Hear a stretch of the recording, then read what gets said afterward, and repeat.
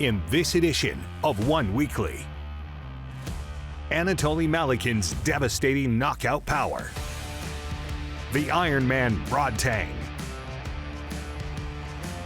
Danial Kingad's explosive striking. And Regian Eersel's kickboxing masterclass. Welcome to One Weekly.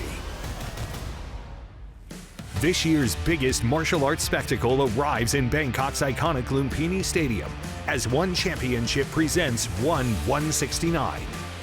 Anatoly Malykhin and Umar Khan headline the show as they battle for the One Heavyweight MMA world title. Historic three-division MMA world champion Anatoly Malykhin became an overnight sensation after delivering back-to-back highlight reel knockouts at the beginning of his One career. He earned his first shot at One gold when he faced Belarusian powerhouse Kirill Grishenko for the interim heavyweight MMA belt in February 2022. He gets dropped! Michi has just sent a big signal to Rodtang Kingad. That KO earned you a title shot. Rodtang Kingad's contractual dispute means One Championship will now crown an interim world champion. Он просто чикен, пояс временный. Я буду чемпионом настоящим. Если чемпион отказывается от боя, значит он уже не чемпион. Есть ребята намного посильнее и намного опаснее. Но я скажу, что пока мое внимание сконцентрировано на Анатолии. Считаю, что я этого заслуживаю. Я очень много тренируюсь. Скоро я стану новым чемпионом мира. Я в это верю. The size, the power of these two behemoths, one punch could end it. Я очень рад, что мне предоставилась такая возможность, и я сделаю все для того, чтобы достичь своей цели. Я не считаю, во-первых, я не считаю, что этот пояс временный. Также, конечно же, для меня это большая ответственность, так как я уже уверен, что я стану чемпионом мира. Хорошая ударка у него, да, в последнем бою он показал неплохой нокаутирующий удар, но я тоже к этому буду готов. Тоже не слабый. Я думаю, что Кирилл немножечко переоценивает ситуацию. Но я считаю, что, будучи андердогом, доказал, что могу. Еще раз повторюсь, он не встречался с таким соперником, как я. Соперничать с бойцами любого уровня. У него нету нокаутов, у него нету скорости в ударах, у него нету тайминга. Так что заряжаемся на нокаут. Когда он начнется после моего нокаута, он поймет, что все это было сном, его представление, что он меня сможет нокаутировать. В конце я стану чемпионом и буду долго-долго править дивизионом.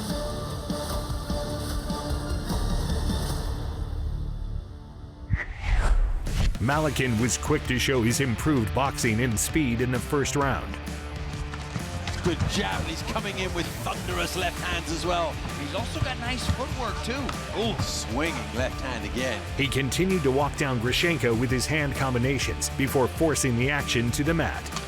Nice little catch off of the kick for Anatoly to put him on the ground. This is where Anatoly really excels. Malykhin looked to punch his way to another knockout victory in round two. It might be to his advantage to get it back down and start working that ground and pound, just to also slow down the movement and take a little bit of the gas tank. Big left hand, and that sent the head rocking backwards, and he's on his bike trying to get out of range now. Big jab, no need to feint here. He's got a target to aim for. And Grishenko is rocked and in trouble, still on his feet and still throwing punches, but certainly on the back foot. Came back with a nice little shot there, Grishenko, just to remind Malykhin that he's still in there, still in the fight.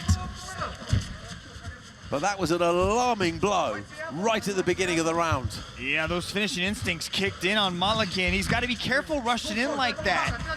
You could see that, Grishenko still tried to keep those short shots, firing. So it was Anatoly could walk right into one of those if he starts to blitz forward like that. Like to see him get back to the composure, keep with the feints, draw him out like his coach said. Credit to Grishenko. He seems, for the time being at least, to have weathered that storm. had to hold on, had to show that he was still in the fight by throwing something back, and he did all of that. But that was a big blow, a big warning shot. Leaping into that Superman-type punch there, sending little uppercuts inside that didn't quite connect. This is where Grishenko's usually really strong inside that clinch, but Anatoly was just able to shrug him off.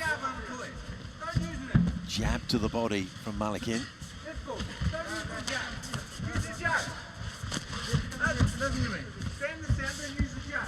The Russian, the shorter man. The Belarusian, quite a bit taller, but not having the best of things in this second round. Steve, you mentioned the big leaping left hook. He's almost using that to draw him to the right side so he can pull him into one of those big right hands. Grishenko's got to be careful running to that right side like that of Anatoly Malykhi, because that right hand is right there. That's where he needs to go. He needs to circle to that weaker side. Just as you mentioned it, he's stuck in that left hook on the jaw. See, people do listen to you, Mitch. Oh, backwards spinning, didn't quite land. I think that caught glove on its way through.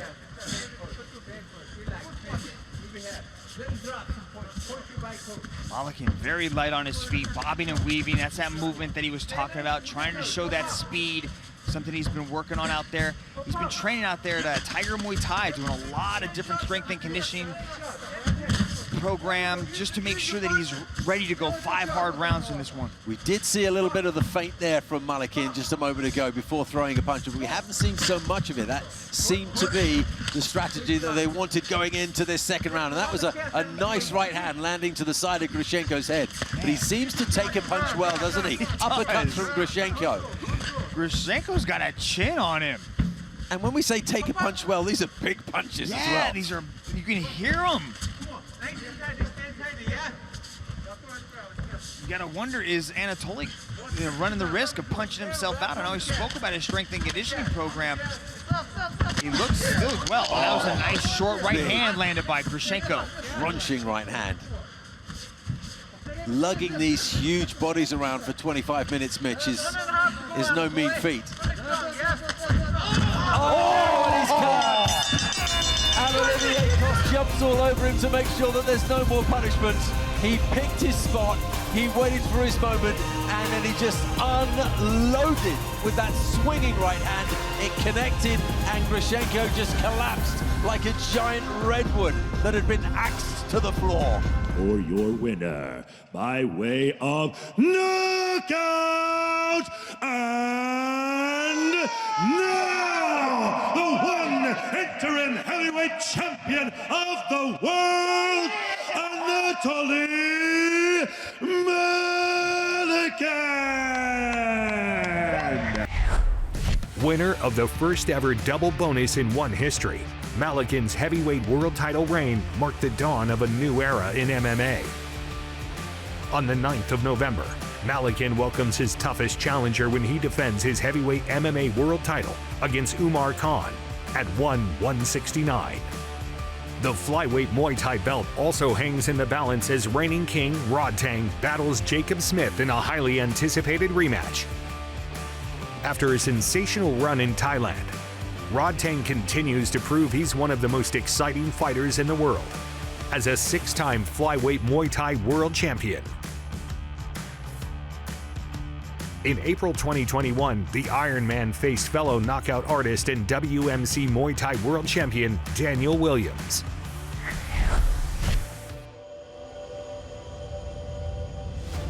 Look at this monster! Look at this battle tank! รูปแบบโหดมันฮาแต่มีบางช็อตก็โหดบางช็อตก็ฮาเล่นกันให้หัวล้อกันอะไรครับมันเป็นความสุขนะครับเป็นนักมวยที่แบบว่าอยากเอาสไตล์ผมอะเอกลักษณ์ของผมออกมาโชว์ให้แฟนมวยที่รอติดตามผมอย่างเนี้ยให้ได้รับชมได้อิ่มได้มีความสุขไปที่10ว่าอยากจะเก็บชัยชนะนี้ไว้ให้นานๆครับ Oh, smack bang! Smack bang! ผมก็เลยอยากชกแบบให้สนุกให้ประทับใจให้คนได้ตบมือให้คนได้มีรอยยิ้มกลับไปนั้นได้ไปบอกต่อรุ่นหลานๆหรืออะไรที่พ่อมาดูพี่รถถังชกนะชกสนุกมากอยากให้ได้มาต่อสู้เหมือนพี่รถถังอะไรอย่างเงี้ยผมก็ภูมิใจแล้วครับ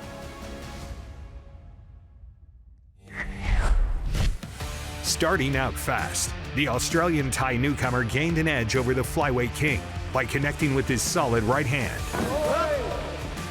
You see Mini T's trying to paw down the rear hand of Rodtang so he can land that right there. Unfazed by the slow start, Rodtang returned to his explosive form in the second frame. It was an unfamiliar slow start from Rodtang in the opening round. This is typically where we see Rodtang level up and shift gears. And he starts to put a little bit more fire behind his shots. Inside leg to that. Femoral profunda there, and another one from Rodtang. Goes to the inside leg a third time. You can hear those leg kicks landing from the booth here. One way to slow down the boxing of your opponent is to kick the legs, because every good punch begins from the bottom of the feet and works its way up the body until it exits out of the fist.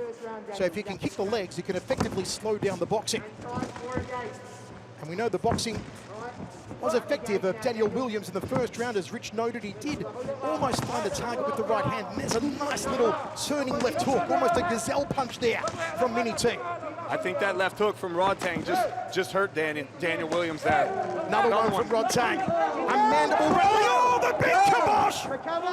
Mini T went down. The left hook from Rodtang.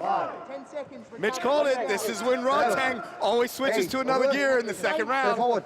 Danial Williams says he's okay to go on, but the cobwebs are still there. And here comes Rodtang. This is danger now for Williams. Spinning back elbow from Mini T. The Australian's got a long time to survive this round with Rodtang on the front foot. Another left hook. Overhand elbow, crossing elbow, uppercut elbow. The full Muay Thai repertoire here from Rodtang. A lot of people try to run from Rodtang, but Mini T is not backing down, but he's got to move. Mini T staying inside the phone booth, but he's got to get out of danger. Beautiful teep kick to the midsection of the Australian. Yeah, out comes the Iron Man now. Danial T has got to start moving, because that range is lighting him up. These elbows, the most dangerous weapon in Muay Thai. Rodtang consistently on the front foot, uppercut elbow. Mini T's cut over the left eye.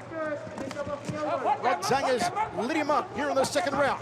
Yeah, you can tell Rodtang there got a little emotional after he caught that knockdown and was getting a little overzealous for the knockout, but now he's kind of composed himself and he's really starting to pick his shots intelligently with those elbows. We usually see Rodtang take opponents apart with his hands. Tonight, though, he's looking for the elbow knockout. Look at the slice and dice and fillet Williams. But Williams is not prepared to wave the white flag here, Dragon. Yeah, he is standing in the pocket, not changing his game, not running. Still willing to go toe-to-toe. Stiff right hand on the inside there from Mini T. Rodtang sticks a foot in his face. What a tremendous round for Rodtang. He'll take it 10-8 on the judges' scorecard following that knockdown. Williams stayed aggressive, but this suited Rodtang as the fight came to a close. The match earned the 2021 Fight of the Year honors, and Rodtang's victory only further secured his reputation as a superstar.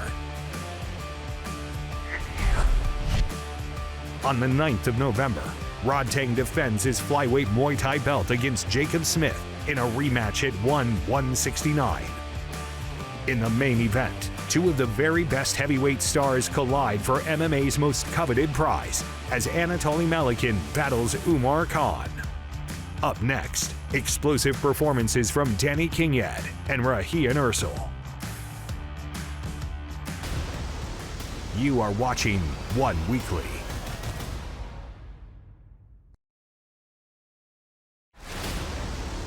Welcome back to One Weekly. One Championship returns to the iconic Lumpini Stadium for 169 on the 9th of November. Top flyweight contenders Adriano Moraes and Danial Kingad do battle in a potential show-stealing MMA showdown. After a series of sensational performances since his 2016 debut, Philippines national wushu champion Danial Kingad has established himself as a constant threat in flyweight MMA. His journey towards another world title shot put him in front of multiple-time Indonesian national wrestling champion Eko Rani Saputra when they clashed in February 2023. An explosive wushu stylist, Kingad displayed his grappling game in round 1. Rank number 3 in the blue gloves, Saputra in the red. Oh, there's that calf kick Rich Franklin was talking about as Danny Kingad shoots in. Really hard to take down Echo Ronnie Saputra. Heavy wizard coming on the left side of Echo. Kingad firing shots. And then the reversal comes. This is outstanding stuff. This is not something that we expected from Kingad to actually out-wrestle Saputra, but when we talked to Kingad this week, he said, he actually said, we got a surprise, we brought in some wrestlers, we brought in some Iranian wrestlers. He didn't want to give me any names, he didn't want to ruin the surprise, but he said, I got something for you on this one, Rich. And he had something for you with a beautiful suplex right there to put Echo Ronnie Saputra as Danny Kingad is able to get both hooks in and possibly secure the back position. Going to be very important for Echo Ronnie Saputra to pay close attention to what Danny Kingad is doing. He's going to try to spin into the guard, but Kingad's able to settle the position and then lock in the body triangle. Bad spot for Echo Ronnie Saputra to start the fight. Kingad got him right where he wants in the opening minute of this fight. Kingad said in the interview this week, he said Saputra is not the same level wrestler that Kairat Akhmetov was. He said, I'm not concerned about going down to the ground with him. Nonetheless, I still didn't expect to see this in the match. Yeah, I've been on the mat with Echo Ronnie Saputra, and he is an incredible grappler, really strong everywhere. But right now, he needs to try to put his weight on that foot side, which he does, and now he needs to try to separate this body triangle, right? He's got the hands defended. He's defending the choke fine, but he has to break free of this body triangle. He can try to get his right leg underneath the foot of Danny Kingad to possibly relieve some of that pressure, but right now he's kind of stuck in this position. Echo Ronnie Saputra has the Brazilian Jiu-Jitsu black belt, Adam Kayum in his corner as his new head coach. Let's see if Kayum can coach him through this dangerous position, and Echo Ronnie Saputra gets out. Saputra gets out, and we're looking to fire shots from his back, though. Kingad delivers a right. Kingad on his back in the blue gloves and red shorts. This is what I was talking about, the keys to victory at the beginning here, you know. Right, Saputra on the way in. And that delivers another one to the head of Kingad. Launched himself into some ground and pound. You know, Brent, that was a big right, but I don't think it landed as flush as it may have looked like it did. And this is what I was talking about in the walkout, the keys to victory. Saputra's not going to be able to just sit and guard here and get it done. Kingad, of course, from the Philippines, and told us as many Kingad fighters going from for a that triangle. country. He's trying to shove that arm down, trying to create a little bit of space, lock up that triangle. Kingad's dangerous off his back. Echo Ronnie needs to do some work here. He needs to free that arm and start dropping some ground and pound. Good top pressure coming from Echo. Let's see if he can clear this knee shield. He might go for a leg here. Looking for the heel. Nice little up kick by Kingad there. Yeah, Echo Ronnie is coming off that heel hook victory over Y2K. So I know he's been working hard on his grappling, but apparently so has Danny Kingad. And good underhook work there. Kingad starting to come out the backside. Saputra went heavy with his hips, and Kingad was still able to work himself out and end up in half guard on top. A big bridge from Echo Ronnie. But Kingad's able to settle down, pass the guard, and now is inside control. Looks like Herb Dean's going to separate them. Going to try to maintain this position and continue. Yeah, they just had to get Saputra's hand was wrapped around the rope, so he wanted it out of there. Easily passes into mount. Danny Kingad sits on top.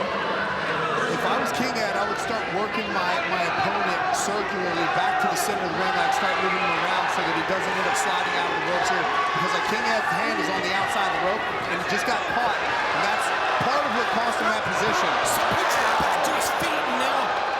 Echo Ronnie Saputra just muscles himself back up to the standing position.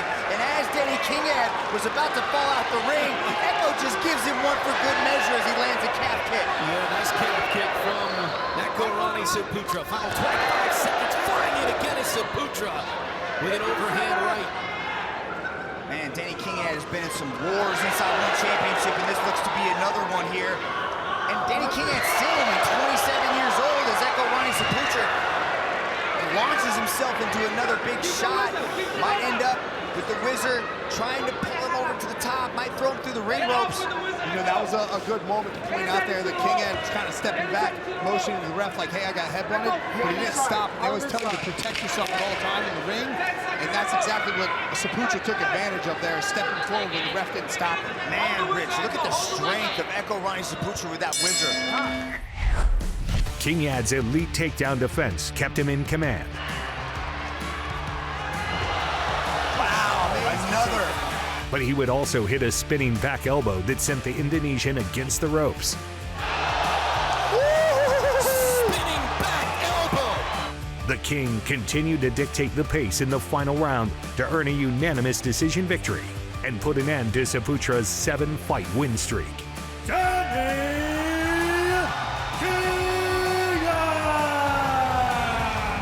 Danny Kingad now ties the record for the most wins in one flyweight history at 11. Now he returns to action to avenge a devastating loss. On the 9th of November, Danny Kingad attempts to redeem himself against longtime rival and former flyweight MMA world champion Adriano Moraes at 169. Closing out the show is the heavyweight MMA world title showdown between three-division king Anatoly Malykhi and Umar Rug Khan. Another superstar who established himself as without equal is the immortal Regian Eersel. The inaugural one lightweight kickboxing world champion, Eersel went on to register one of the longest reigns in the promotion's history and even became a two-sport world title holder. The immortal went on an incredible 22-fight win streak before giving up the kickboxing belt to then undefeated French striker Alexis Nicholas. In October 2024, the two squared off in a rematch for the lightweight kickboxing belt. Eersel used his trademark aggression from the opening bell. This is scheduled for 5 rounds. We are underway. One has the greatest roster of world champion strikers, and both men quite familiar with one another, having shared 15 minutes inside the ring match. And we're seeing right where they picked off. Immediately, Nicholas going to those body, looking below the chin with that right leg, attacking the legs, and also going to the body as Eersel's coming out southpaw, mixing things up against the newly minted champion. Trying to give a different look to Alexis Nicholas, indeed. Eersel being very aggressive here in this opening minute. The southpaw changes up the main weapon of Nicholas, which is those low kicks. AC is immediately starting to go for those low kicks once Eersel switched back to orthodox. When he's southpaw, it doesn't give him the same opportunity to use those things. So, that's a nice shot as Eersel attempts that flying knee. Mitch, one thing that Eersel told us is that he has to be aware of the calf kicks. The calf kicks really took quite a bit out of him in the first fight. Yeah, and he's immediately starting to get to it. You can see the way he throws it. It's so quick. It's so fast. It's off of the counter, too. So he waits for Eersel to commit, and then he throws that calf kick or that low kick at an angle, and he just punishes the low body. So it's very important that Eersel finds a solution to that and starts to check those. Eersel with a stiff jab, snapping back the head of the champion, Nicholas. And another calf kick or kick there by Nicholas, as we are under a minute remaining in the first. Eersel back to southpaw. Lands a leg kick. Looks to set up the left hand. Doesn't have success. The knee to the body, though. That's his best weapon, those knees to the body. And Nicholas knows that. Another knee to the body by the challenger, Eersel.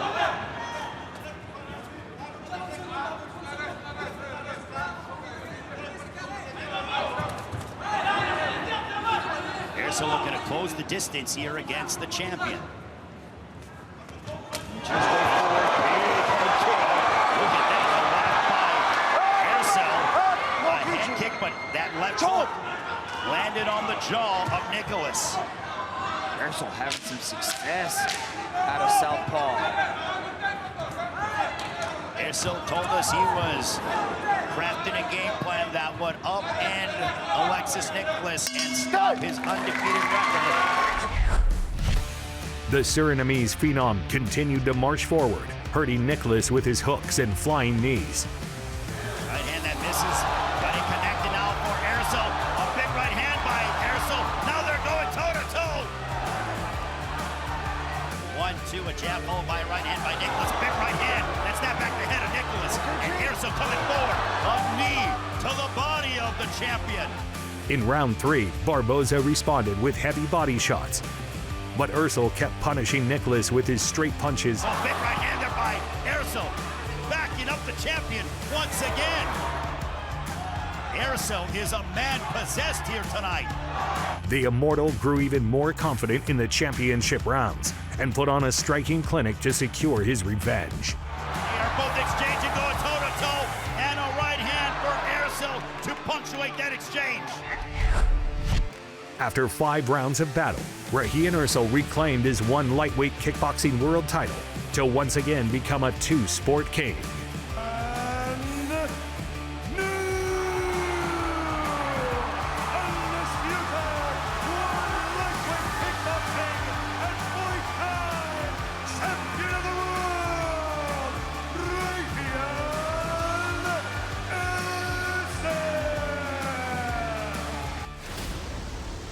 Thank you for watching One Weekly.